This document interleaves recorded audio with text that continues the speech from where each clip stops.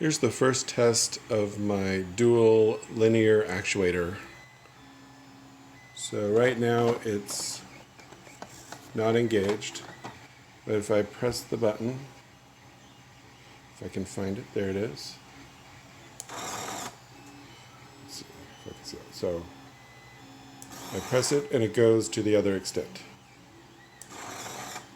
So this is just a MG90S micro servo, metal gears, and this is a 3D printed design based off of the mug-o-matic linear actuator, but I modified it to do opposing dual linear actuators.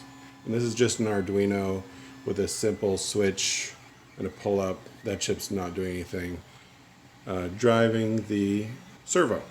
So once again, press it, and it disengages after it does the travel, so you can move the blinds manually if you want, or it remembers the last position and goes to the opposite.